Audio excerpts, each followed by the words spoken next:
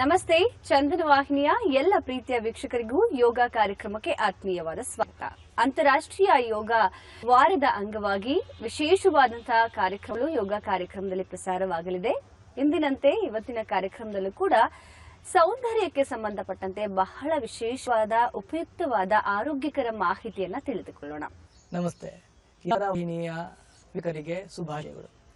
ಇವತ್ತು ದೇಹ ಮತ್ತು ಮನಸ್ಸಿನ ಸೌಂದರ್ಯಕ್ಕಾಗಿ ಸರಳ ಯೋಗದ ಸಾಧನೆಗಳನ್ನ ನಾವು ನಿಮ್ಗೆ ಹೇಳ್ಕೊಡ್ತೀವಿ. ಇದನ್ನ ಪ್ರತಿದಿನ ಮಾಡಿ ನೋಡಿ, ಪರಿಣಾಮವನ್ನ ನೀವೇ ಪ್ರತ್ಯಕ್ಷವಾಗಿ ನೋಡ್ತೀರಾ. ಸೌಂದರ್ಯ ಅನ್ನೋದು ಕೇವಲ ದೈಹಿಕವಾದದ್ದಲ್ಲ. ಮುಖಕ್ಕೆ ಸೌಂದರ್ಯ ವರ್ಧಕಗಳನ್ನು ಉಪಯೋಗಿಸಿಕೊಂಡು ನಾವು ಮೇಕಪ್ ಮಾಡ್ಕೊಂಡು ಕೂಡ ಮನಸ್ಸು ಸರಿಯಾಗಿಲ್ಲ ಅಂದ್ರೆ ನಾವು ಚಂದ ಕಾಣೋದಿಲ್ಲ. ಅದೇಗಾಗಿ ಕೇವಲ ಸೌಂದರ್ಯಗಳಿಂದ ನಾವು ಆರೋಗ್ಯವಾಗಿ ಕೂಡ ಸಾಧ್ಯವಿಲ್ಲ.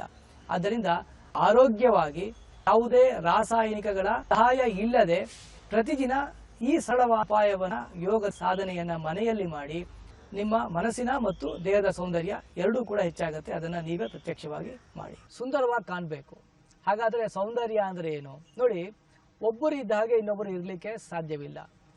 ಪ್ರತಿಯೊಬ್ಬರೂ ಕೂಡ ನಮ್ಮನ್ನ ನಾವು ಹೇಗಿದ್ದೇವೆಯೋ ಹಾಗೆ ಒಪ್ಪಿಕೊಂಡು ಕೀಳರಿಮೆಯನ್ನ ಇಟ್ಕೋಬಾರ್ದು. ಅದೇ ರೀತಿಯಾಗಿ ಇನ್ನೊಬ್ಬರು ಹೇಗಿದ್ದಾರೋ ಅವರನ್ನ ಹಾಗೆಯೇ ನೋಡುವ ಮನಸ್ಸಿನ ಪಕ್ವತೆಯನ್ನು ಬೆಳೆಸಿಕೊಳ್ಬೇಕು. ಇದು ನಿಜವಾದ ಸೌಂದರ್ಯ ಪ್ರಜ್ಞೆ ಮತ್ತು ಇದು ನಿಜವಾಗಿ ನಾವು ಸುಂದರವಾಗಿ ಇರುವ ಒಂದು ಪ್ರಕ್ರಿಯೆ. ಒಂದು ವೇಳೆ ನಿಮ್ಮನ್ನ ಯಾರಾದರೂ ಅಪಹಾಸ್ಯ ಮಾಡ್ತಾ ಇದ್ದಾರೆ ಅಂದ್ರೆ ಅಯ್ಯೋ ಪಾಪ ಅಂತ ಅವರ ಬಗ್ಗೆ ಒಂದು ಅನುಕಂಪ ಇರಬೇಕು. ಬಿಟ್ರೆ ಅವ್ರು ಯಾರೋ ಮಾತಾಡ್ತಾರೆ ಅಂತ ಆರೋಗ್ಯವಾಗಿದ್ದು ಕೂಡ ನೀವು ದಪ್ಪವಾಗಿದ್ದೀರಾ, ಅನಗತ್ಯವಾಗಿ ಬೇಡದ ರಾಸಾಯನಿಕವನ್ನ ಮತ್ತು ಕ್ರ್ಯಾಶ್ ಡಯಟ್ ಎಲ್ಲ ಮಾಡಿ ಆರೋಗ್ಯ ನಿಮಗೆ ವೈಟ್ ಲಾಸ್ ಆಗುತ್ತೋ ಇಲ್ವೋ, ಹೆಲ್ತ್ ಅಂತೂ ನೀವು ಲಾಸ್ ಮಾಡ್ಕೊಬಿಡ್ತೀರಾ. ಹಾಗೆ ಸಣ್ಣ ಇದ್ದವರು ದಪ್ಪ ಆಗಬೇಕು ಅಂತ, ಉದ್ದ ಇದ್ದವರು ಕುಳ್ಳ ಆಗಬೇಕು ಅಂತ, ಕುಳ್ಳ ಇದ್ದವರು ಉದ್ದ ಆಗಬೇಕು ಅಂತ, ಮೂಗು ಚಿಕ್ಕದಿದ್ದವರು ದೊಡ್ಡದು ಮಾಡ್ಕೋಬೇಕು ಅಂತ, ಈ ಥರ ಅವಾಸ್ತವಿಕವಾದ ಬಯಕೆಯನ್ನು ಇಟ್ಟುಕೊಂಡು ಸೌಂದರ್ಯ ವರ್ಧಕದ ಹೆಸರಲ್ಲಿ ಆರೋಗ್ಯವನ್ನು ನೀವು ನಾಶ ಮಾಡಿಕೊಳ್ಬಾರ್ದು. ಅವರ ಬಗ್ಗೆ ಅನುಕಂಪ ಇರಬೇಕಷ್ಟೇ. ಎಷ್ಟೋ ಸರಿ ನಾವು ದೇಹಕ್ಕೆ ಸೌಂದರ್ಯ ವರ್ಧಕವನ್ನು ಹಾಕಿಕೊಳ್ತೀವಿ, ಆದರೂ ಚೆನ್ನಾಗಿ ಕಾಣಲ್ಲ. ಕಾರಣ ಮನಸ್ಸು ಸುಂದರವಾಗಿರಬೇಕು, ಮನಸ್ಸು ಶಾಂತವಾಗಿರಬೇಕು, ನೆಮ್ಮದಿಯಾಗಿರಬೇಕು. ಆಗ ಆ ಆಂತರಿಕವಾದ ಸೌಂದರ್ಯ ನಮ್ಮ ಮುಖದಲ್ಲಿ ಕಾಣುತ್ತೆ. ಅದೇ ರೀತಿಯಾಗಿ ಸೌಂದರ್ಯ ವರ್ಧಕಗಳ ಹೆಸರಲ್ಲಿ ಹಲವಾರು ಎಂಡೋಕ್ರೈನ್ ಡಿಸ್ರಪ್ಟಿಂಗ್ ಕೆಮಿಕಲ್ಸ್ ಅಂತ ಕರೀತಾರೆ. ನೀವು ಗೂಗಲ್ ಮಾಡಿ ಸಿಗುತ್ತೆ. ಹಲವಾರು ಕ್ಯಾನ್ಸರ್ ಕಾರಕವಾದ ರಾಸಾಯನಿಕಗಳನ್ನು ಸೌಂದರ್ಯದ ಹೆಸರಲ್ಲಿ ನಾವು ಹಾಕಿಕೊಳ್ತಾ ಇದ್ದೇವೆ. ಅದರಲ್ಲೂ ಪುಟ್ಟ ಪುಟ್ಟ ಮಕ್ಕಳಿಗೂ ಅದನ್ನು ಹಾಕ್ತೇವೆ. ಅವರು ತುಂಬ ಸೂಕ್ಷ್ಮವಾಗಿರ್ತಾರೆ. ಕನಿಷ್ಠ ಪಕ್ಷ 12-16 ವರ್ಷ ಆಗೋ ತನಕ ಇಂತಹ ರಾಸಾಯನಿಕಗಳನ್ನು ಮಕ್ಕಳಿಗೆ ನೀವು ಹಾಕಬೇಡಿ. ನೀವು ಮಕ್ಕಳಿಗೆ ಮಾಡುವ ದೊಡ್ಡ ಅಪಕಾರ, ಇದು ಉಪಕಾರ ಅಲ್ಲ.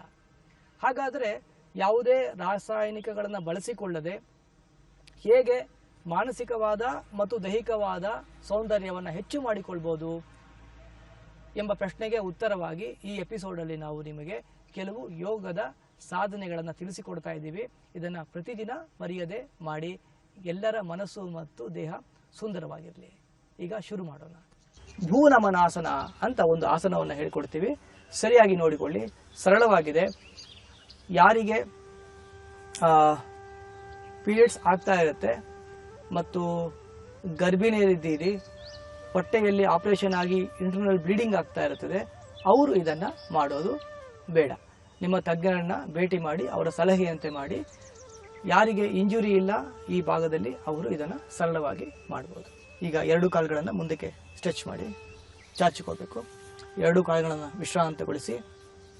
ಮೊದಲಿಗೆ ವಜ್ರಾಸನ ಪೂರಕಾಯಿ, ಉಸಿರು ತಗೊಳ್ತಾ ಬಲಗಾಲನ್ನು ಹಿಂದಕ್ಕೆ ಇಟ್ಕೋಬೇಕು. ಆಮೇಲೆ ಉಸಿರು ತಗೊಂಡು ಉಸಿರು ಬಿಡ್ತಾ ಎಡಗಾಲನ್ನು ಹಿಂದಕ್ಕೆ ಇಟ್ಕೋಬೇಕು. ಇದನ್ನು ವಜ್ರಾಸನ ಅಂತ ಕರೀತಾರೆ. ನಿಧಾನವಾಗಿ ಉಸಿರನ್ನು ತೆಗೆದುಕೊಳ್ತಾ ಎರಡೂ ಕೈಗಳನ್ನು ಹೀಗೆ ಮೇಲಕ್ಕೆ ಎತ್ತಬೇಕು. ಎರಡು ಕೈ ಆಕಾಶವನ್ನು ನೋಡಬೇಕು, ಕುತ್ತಿಗೆ ಮೇಲಿರಬೇಕು. ಕೈ ಮೇಲೆತ್ತಿದಾಗ ಇಡೀ ನಿಮ್ಮ ಬೆನ್ನು ಹುರಿ ನೆಟ್ಟಗೆ ಆಗಬೇಕು, ಸ್ಟ್ರೆಚ್ ಆಗಬೇಕು, ಫುಲ್ಲು ಬೆನ್ನು ಹುರಿ ಸ್ಟ್ರೆಚ್ ಆಗಬೇಕು. ಈಗ ಉಸಿರು ತೆಗೆದುಕೊಂಡು ಉಸಿರನ್ನು ಬಿಡ್ತಾ ನಿಧಾನವಾಗಿ ಮುಂದಕ್ಕೆ ಬಗ್ಗಬೇಕು. ನಿಧಾನವಾಗಿ ನಿಮ್ಮ ಗಮನ ನಿಮ್ಮ ಬೆನ್ನು ಹುರಿ ಮೇಲಿರಬೇಕು, ಒಂದೇ ಥರ ಇರಬೇಕು, ಸಮತೋಲನವಾಗಿರಬೇಕು. ಮುಂದೆ ಬಗ್ಗಿ ನಿಮ್ಮ ಹಣೆಯನ್ನು ಭೂಮಿಗೆ ಸ್ಪರ್ಶ ಮಾಡಬೇಕು.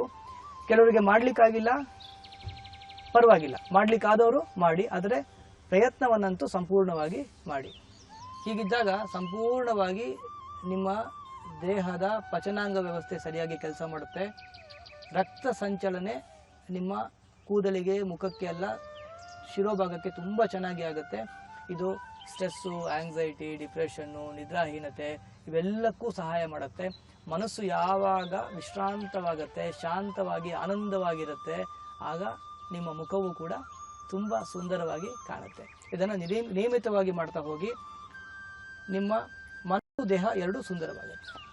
ನಿಧಾನವಾಗಿ ಉಸಿರು ತೆಗೆದುಕೊಳ್ತಾ ಎರಡು ಕೈಗಳನ್ನು ಮೇಲೆ ಕೆತ್ತಿ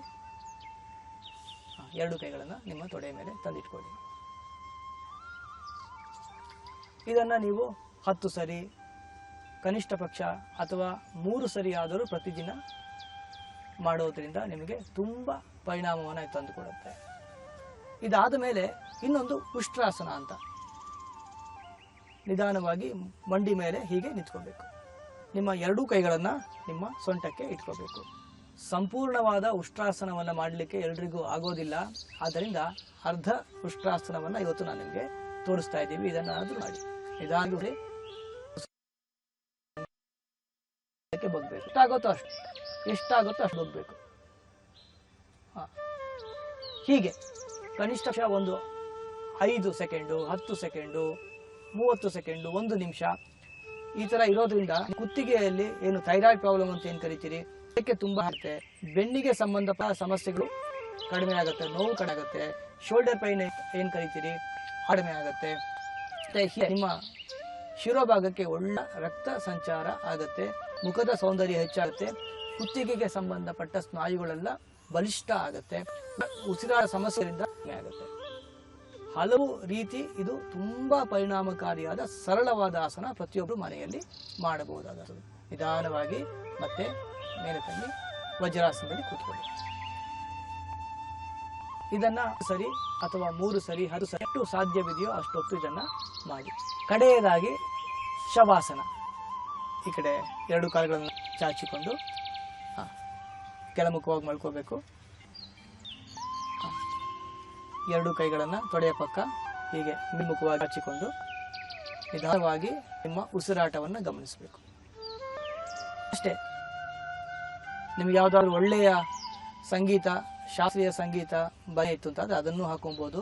ಇಲ್ಲ ಅಂದರೆ ಸುಮ್ಮನೆ ಈ ಥರ ನಿಮ್ಮ ಉಸಿರನ್ನು ಗಮನಿಸಿಕೊಂಡು ಒಂದು 5 ನಿಮಿಷ ನಿಮ್ಮ ಉಸಿರಾಟವನ್ನು ಗಮನಿಸಬೇಕು. ಮನಸ್ಸು, ದೇಹ ವಿಶ್ರಾಂತವಾಗುತ್ತೆ. ಇದಾದ ಮೇಲೆ ನಿಧಾನವಾಗಿ ನಿಮ್ಮ ದೇಹ, ಮನಸ್ಸನ್ನು, ಉಸಿರನ್ನು ಮೂರನ್ನು ವಿಶ್ರಾಂತಗೊಳಿಸಿಕೊಳ್ಬೇಕು. ಮುಖವನ್ನು ಆನಂದವಾಗಿ ಇಟ್ಕೊಳ್ಬೇಕು. ಆಮೇಲೆ ಎರಡೂ ಕೈಗಳನ್ನು ಪಕ್ಕಕ್ಕೆ ತಂದು ಮೊದಲು ರಬ್ ಮಾಡಬೇಕು. ಕಣ್ಣು ಮುಂದೆ ಇಟ್ಕೊಂಡು ನಿಧಾನವಾಗಿ ಕಣ್ಣನ್ನು ಬಿಡಬೇಕು.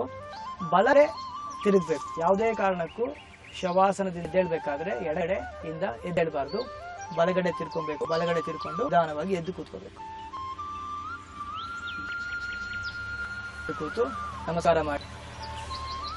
ಓಂ ಶಾಂತಿ ಶಾಂತಿ ಶಾಂತಿ. ಎರಡು ಕೈಗಳನ್ನು ಉಜ್ಜಿ ನಿಧಾನವಾಗಿ ಕಣ್ಣು ಮುಂದೆ ಇಟ್ಟು ವಿಸ್ತಾರ.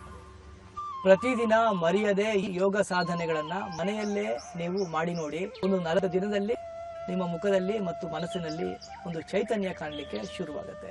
ಎಲ್ಲರಿಗೂ ಒಳ್ಳೆಯದಾಗಲಿ. ಶುಭದ. ಇವತ್ತಿನ ಯೋಗ ವಿಶೇಷವಾದಂತ ಕಾರ್ಯಕ್ರಮದಲ್ಲಿ ಕೆಲವೊಂದು ಪ್ರಶ್ನೆಗಳಿಗೆ ಅಥವಾ ಕೆಲವೊಂದು ವಿಚಾರಗಳ ಬಗ್ಗೆ ಆಚಾರ್ಯರ ಹತ್ರನೇ ತಿಳಿಬೇಕು ಅನ್ನೋದಕ್ಕೆ ಖಂಡಿತ ಈ ಒಂದು ವಿಚಾರಕ್ಕೆ ಹೇಳ್ತಾರೆ ಅನ್ಸುತ್ತೆ. ಅಷ್ಟು ಸ್ಪಷ್ಟವಾದಂತ ಮಾಹಿತಿ, ಎಲ್ರೂ ಕೂಡ ಒಂದಷ್ಟು ಚೇತರಿಕೆಯನ್ನ ಕಾಣಿಸ್ಕೊಂಡ್ರು, ಅವ್ರ ಮನಸ್ಸಲ್ಲಿ ಇರುವಂತ ಅನೇಕ ಗೊಂದಲಗಳಿಗೆ ಉತ್ತರ ಸಿಕ್ತು. ಮತ್ತೆ ಈ ತರದ ಒಂದು ರಕ್ತ ಸಂಚಲನ ಹೆಚ್ಚಿಸುವಂತೆ ಮತ್ತೆ ಸೌಂದರ್ಯವನ್ನ ಇರುವಂತ ವಿಶೇಷವಾದಂತ ಅದರಲ್ಲಿ ಗುಣಮಟ್ಟ ಇರುವಂತಹ ಆಸನಗಳ ಬಗ್ಗೆ ಇವತ್ತಿನ ಕಾರ್ಯಕ್ರಮದಲ್ಲಿ ತಿಳಿಸ್ಕೊಟ್ರೆ ನಿಜಕ್ಕೂ ಇದು ಒಂದು ವಿಶೇಷವಾದ ಕಾರ್ಯಕ್ರಮ ಆಗಿತ್ತು ಆಚಾರ್ಯರೇ. ಅನಂತ ಅನಂತ ಧನ್ಯವಾದಗಳು.